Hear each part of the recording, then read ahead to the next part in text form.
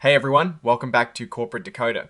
Today, MCO just filed its quarterly report and I am seeing some big shifts in how they are making and spending money. Quick note, this is not financial advice, just my take on public filings for educational purposes. They had a huge gain from selling a part of their business, which really boosted their profits this quarter. But I want to see how the core business is doing underneath that. So MCO is reporting their financial results for the quarter that ended on the 30th of June 2026. Think of this like a regular checkup on how the company is doing financially over the last 3 months and the first 6 months of the year. Let's dive into the numbers. For the 3 months ending the 30th of June 2026, their total revenue was about $2.185 billion. That is a jump from $1.9 billion in the same period last year. Over the first 6 months of 2026, their revenue hit $4.264 billion, up from $3.8 billion in the first half of 2025. This shows they are bringing in more money overall. Now, expenses are also up, which is normal when revenue grows, but let's see the breakdown. Total expenses for the quarter were $1.139 billion, up slightly from $1.080 billion last year. For the 6-month period, expenses were $2.296 billion, up from $2.158 billion. Despite higher expenses, their operating income, which is what is left after paying for the day-to-day running of the business, looks strong. It jumped to $1.046 billion for the quarter, up from $818 million last year. For the first 6 months, operating income reached $1.968 billion, a big increase from $1.664 billion.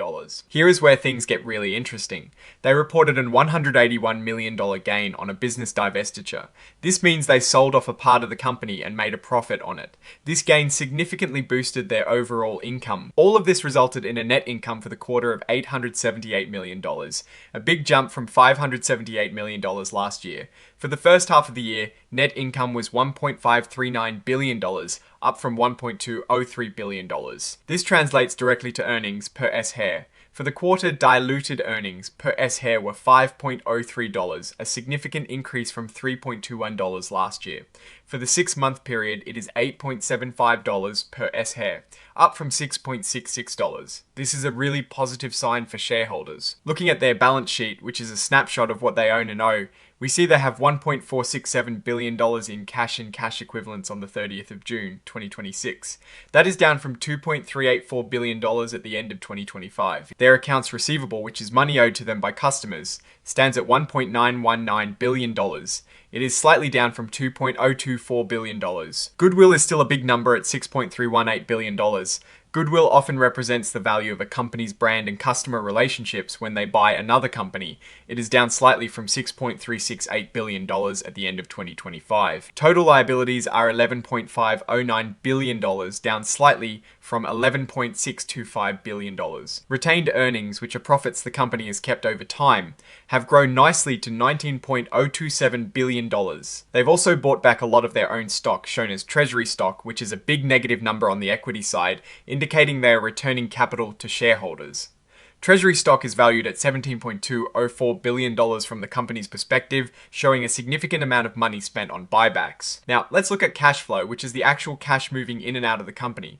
For the first 6 months of 2026, cash from operations was $1.718 billion, a good increase from $1.3 billion in the same period last year. This shows the core business is generating more cash. They spent $186 million on capital additions, which is like investing in new equipment or facilities, up from $160 million last year. Investing activities show they paid $23 million for acquisitions, much lower than $223 million last year, which makes sense given the divestiture. Financing activities show a massive outflow of $2.629 billion, mainly driven by treasury shares, which are those buybacks we saw on the balance sheet.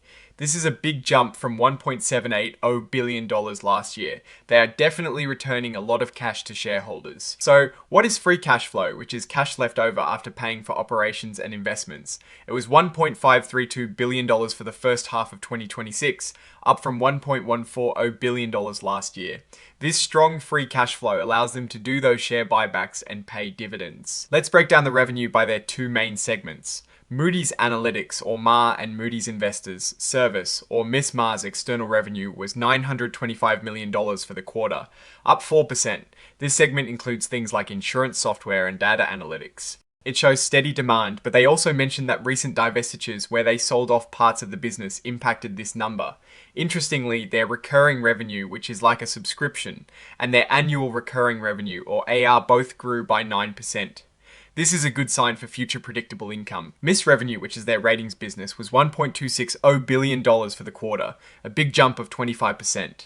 This growth is mainly thanks to stronger corporate finance issuance, especially in the US. They're seeing more deals for things like AI-related financing and projects to build out technology infrastructure. Looking at expenses for MA, compensation costs were pretty flat, but non-compensation expenses went up. They attribute this to costs supporting business growth like technology infrastructure. For MCO, both compensation and non-compensation expenses increased. This is likely due to the higher revenue and the need to support more ratings activity. Overall, operating margins are looking good. MA's adjusted operating margin was 33.6%, up from 32.1%, and MCO saw a very healthy 68.3% adjusted operating margin, up from 64.2%. This shows they are getting more efficient at turning revenue into profit. Now, for the first 6 months of the year, total revenue grew 12% to $4.264 billion. MA revenue increased 6%, while MCO revenue jumped 16%. Total operating and SG&A expenses for the 6 months were $1.989 billion, up 7%. This is driven by a reserve for an international non-income tax obligation and higher incentive compensation. Adjusted operating income for the company grew significantly. MA saw a 13% increase, and MCO had a 20% increase in adjusted operating income. That big gain from selling the MA Regulatory Solutions business is a major factor in the first half results, contributing $181 million. This sale really boosted the net income for the period. Adjusted diluted earnings per S-share, which tries to show the ongoing business performance without one-time items, was $9 for the first half of 2026, up from $7.38 last year. This shows the underlying business is growing strongly. Looking at the geographic breakdown, US revenue is growing nicely, up 17% for the quarter and 12% for the 6 months. Non-US revenue is also up, showing a global demand for their services. A key metric for Moody's Analytics is their annual recurring revenue, or AR. This is a great indicator of future predictable income. For the Decision Solutions part of MA, AR grew 10%. Across all of MA, total AR reached $3.661 billion, up 9% from last year. This consistent growth in AR is a really positive sign. Now, let's talk about risks. In their risk factors section, they mention ongoing concerns about global economic conditions, geopolitical events, and competition. They also highlight the potential impact of new technologies and regulations, which is pretty standard for a company in their industry. They also mention that they are subject to various legal and tax proceedings, which is common for large companies. No specific financial impact is detailed here, but they do say they will accrue liabilities when a loss is probable and can be estimated. Overall, Moody's is showing strong revenue growth, particularly in their ratings business Michigan S. The divestiture of a business segment did provide a significant boost to income this quarter, but importantly, their core operations and recurring revenue streams in MA are also showing healthy growth. Their commitment to returning capital to shareholders through dividends and buybacks is evident in the cash flow statements. While there are always risks in the global market, the company appears to be navigating them effectively, showing a solid financial performance for the period. Oh, and the research tools I actually use are linked in the description. They help keep this channel going. That is my take. Stay decoded. Like, comment, subscribe, and join our Discord.